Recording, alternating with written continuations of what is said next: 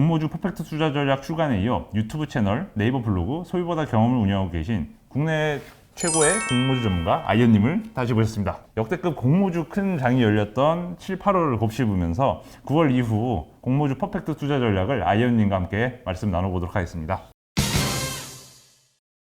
크래프톤은 먼저 지난 방송에서 이제 공모가 49만 8천 원에 기존 주에 유통 가능 물량이 좀 많다는 점을 좀 지적을 해주셨습니다. 말씀대로 이제 상장 이후에 이제 주가가 상장 2, 3일 차에 40만 원 초반대까지 하락했는데요. 비싼 공모가에도 불구하고 이 생각보다 주가 조정 기간이 짧았고 다시 공모가 이상으로 회복하는 모습을 보였는데 그 이유가 뭘까요? 뭐 사실 정확한 이유는 네. 알 수 없겠지만요. 제가 추정했을 때는 첫날 생각보다 기존 주주분들이 많이 매각을 안 하신 것 같아요. 크래프톤이 상장일 매각 가능한 주식수가 약 1,900만 주 가량인데요. 첫날 거래된 거래량이 약 500만 주 정도거든요.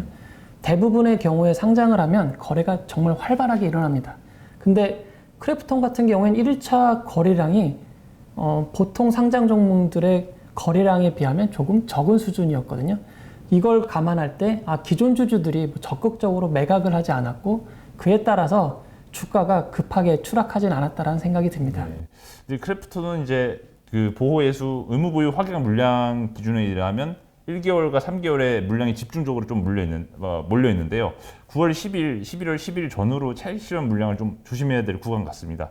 이 상장 이후에도 보호예수 물량을 감안해서 공모주 매수 타이밍은 좀 어떻게 가져가는 게 좋은지 크래프톤을 한번 예시로 한번 설명 부탁드리겠습니다. 네, 사실 공모주주분들께서는 언제 매도할지가 되게 고민이실 텐데요. 사실 처음에는 하락을 해서 좀 마음이 아프셨겠지만 지금은 공모가 이상으로 주기적으로 올라오는 모습을 보여주고 있습니다. 근데 장기적으로 볼 때 말씀하신 것처럼 결국에 의무보유 확약을 많이 했다는 게 뒤로 가면 그 물량이 다시 출하가 되는 단점이 있긴 하거든요. 상장일 자체에는 장점이 되지만 조금 지나서 그 물량이 결국 나오기 때문에 주가에 부담을 주는 경우가 있는데요. 하지만 그 보호예수가 풀리는 날이라고 무조건 주가가 하락하진 않습니다. SK 바이오사이언스 같은 경우 보면 상장 후 한 달 이후에 출하되는 물량이 상당히 많았는데요. 오히려 그날 그 물량이 상당히 많이 거래가 되고 오히려 상승을 이끌어낸 사례도 있거든요. 그래서 공모주라고 해서 무조건 보호예수 풀린다고 해서 주가가 하락한다라고 생각은 안 하셔도 될 것 같고요.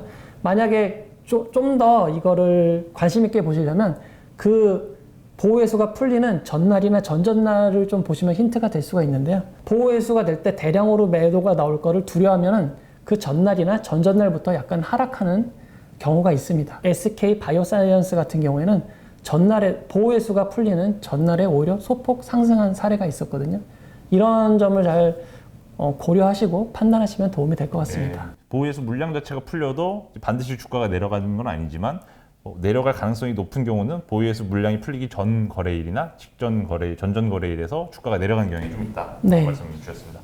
그러면 그 카카오뱅크도 역시 되게 지금 화제를 끌어모은 주식인데요.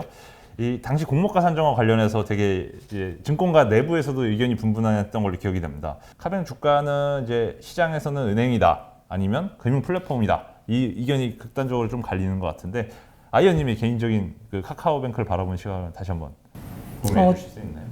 공모가 자체도 사실은 버는 거에 비하면 비싼다고 생각합니다. 당연히 그거는 누구도 부정하지 못할 건데요. 버는 거에 비해서는 당연히 비싸고 자산 가치로 생각해도 우리나라 은행들과 비교하면 당연히 비싼 게 맞습니다. 하지만 카카오뱅크의 성장성에 대해서는 다들 인정을 하는 부분인데요.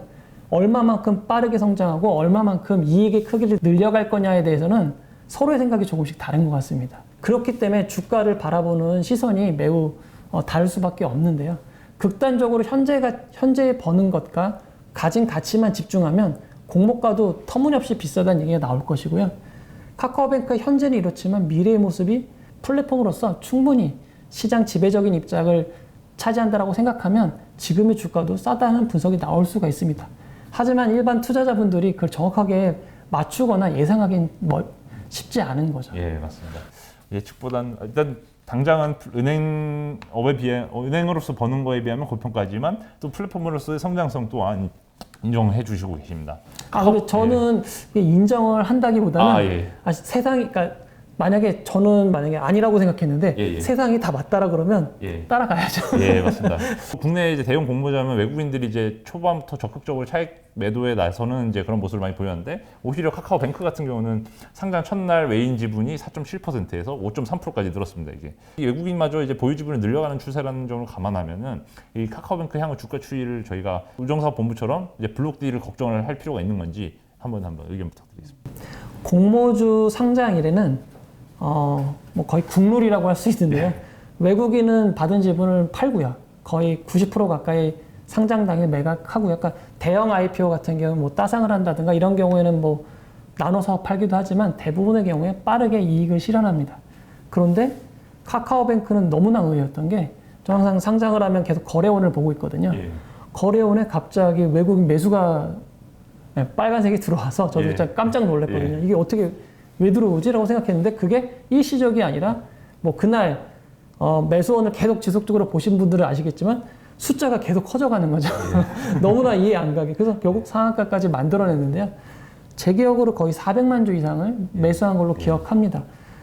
상장일 원래 그러니까 셀러인, 그러니까 파는 사람인 외국인 기관 투자자가 이렇게 매입을 하면 주가는 당연히 뭐 수급이 깡패라고 그렇게 주구장창 사들면 오를 수밖에 없는 상황이었던 것 같고요.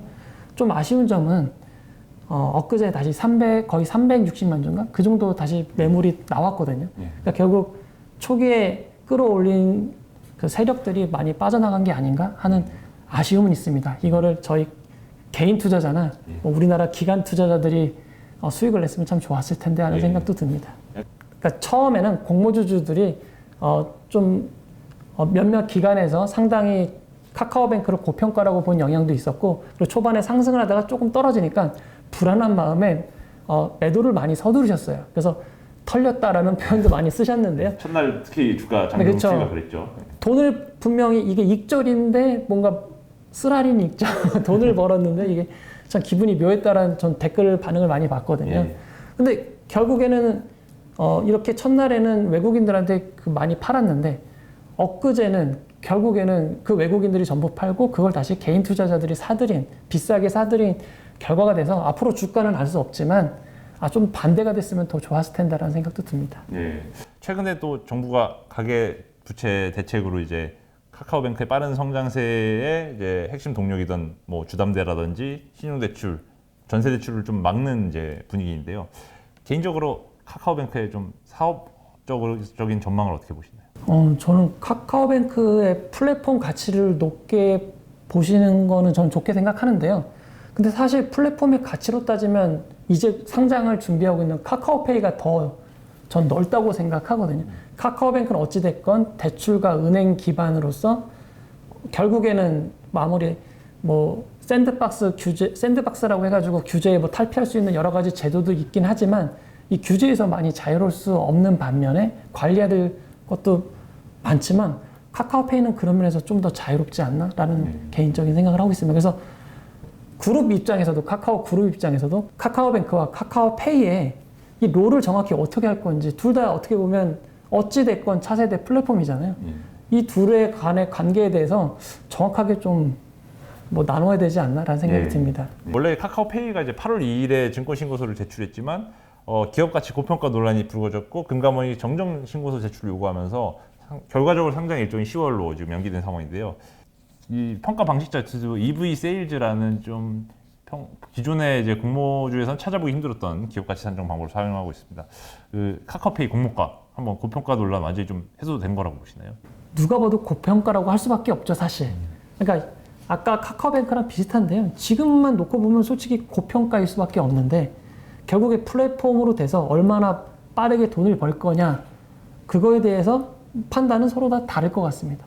그리고 정말 독특한 방식인데요. 기업 가치를 그러니까 세일즈로 나눈다는 것 자체가 발상이 매우 독특한데 그냥 나눈 것도 아니고 매출액 성장 비율을 또 여기다 반영을 시켰습니다. 성장률을 감안해서 이게 정말 창의적인데요. 이게 너무나 창의적인 방식이라 깜짝 놀랐는데 보시면 이 카카오뱅크가 2018년부터 2020년 하반기, 2021년 상반기를 합쳐서 이렇게 비교를 해보면 98%나 매출이 늘었습니다. 그러니까 되게 빠르게 성장하고 있는 회사라는 건 인정하는데요. 근데 비교하는 회사를 보면 비교해서는 회사는 이미 많이 성장을 한 회사예요. 이런 회사가 어떻게 2년 만에 막 98% 성장할 수가 없는 그런 회사들도 있거든요. 그렇기 때문에 뭐 팍세그로 디지털 같은 회사는 뭐 24%인가? 그 정도 성장밖에 안 나오거든요. 그게 이 회사가 뭐 잘못돼서 그런 게 아니라 이 회사는 이미 오랫동안 영업을 했고 충분히 자리를 잡았기 때문에 그 정도 성장해도 되게 큰 회사인 거죠. 그러니까 그거 24% 가져오고 카카오페이의 90 몇 프로를 딱 비교해버리면 이거는 좀 너무 숫자 맞추기 아닌가라는 의문이 들 수 있습니다. 근데 하지만 저는 그래도 대부분 청약에는 참여하실 거라고 생각을 합니다. 왜냐면 예. 카카오뱅크에서 충분히 예. 누가 뭐래도 카카오가 붙으면 고평가라고 논하지 말라라는 예. 교훈을 얻으셨을 것 같습니다. 카카오 브랜드 가치가 주식 종목에도 적용되는 기분입니다. 이 카카오페이 공모주에 투자했을 때 중국 관련 리스크 어떻게 보시나요? 사실 카카오 그룹 자체가 전반적으로 텐센트를 비롯해서 중국 자본이 조금 들어와 있는 모습이죠. 그런 점들이 뭐 카카오가 중국에서 사업을 할 때는 도움이 될지 모르겠지만 내수 시장에서는 국내 투자자들이 별로 안 좋아하는 점이 있는 것 같습니다. 그리고 중국 정부라든가 이런 쪽에 대해서는 저희가 투명하게 예측할 수도 없고 어떤 상황이 벌어질지 모르기 때문에 그냥 말 그대로 리스크라고 생각하시는 것 같은데요. 그래서 저도 이 부분에 대해서는 진짜 어떤 일이 벌어질지 모르니까 그냥 리스크로 남겨둘 수밖에 없을 것 같습니다. 카카오페이가 특이한 게 일반 공모 청약을 이제 10월 5월 6일, 5일, 6일 이틀간 진행하는데 사상 처음으로 공모주 분량 100%를 균등 배정한다고 발표를 했는데 청약 계좌 수가 좀 대략적으로 흐름이 있지 않습니까? 그럼 이제 이 개인당 뭐 몇 주 정도가 보통 균등 배정으로 카카오페이를 받을 거라고 좀 기대가 되시는지? 한 주 봅니다. 한 주가 네, 심플합니다. 왜냐면 네. 제가 본 게 기억이 맞다면 일반 청약자분들한테 배정된 주식수가 425만 주로 기억하고 있거든요. 425만 주인데 중복 청약이 안 되니까 청약자 자체는 많이 줄었어요. SK IT나 SK 바이오사이언스에 비하면 카카오뱅크의 청약에 참여하신 분들이 약 183만 명 정도 되실 겁니다. 그러니까 183만 명이 참여하신다고 하면 2주에서 3주를 받는데요. 카카오페이 이 100% 균등 배정 방식이 정말 어떻게 생각하셨는지 정말 대단한 아이디어라고 생각합니다. 왜냐하면 기업의 고평가 논란이 얘기가 나와야 되는데 사실은 다 100% 균등 배정이 훨씬 큰 이슈다 보니까 사실 그 가치 논란보다는 이 배정 방식이 더 많은 이슈가 됐거든요. 개인 청약자분들은 크게 손해를 보실 수가 없는 구조가 됐습니다. 어차피 많이 받으실 수가 없고 받으셔봐야 한 주, 2주 정도이기 때문에 여기서 손해를 봐야 뭐 얼마나 보겠나 싶은 생각이 들고요. 그렇기 때문에 일반 청약자분들께서는 그냥 다만 청약하는 증권사는 모두 갖고 계시는 게 좋습니다.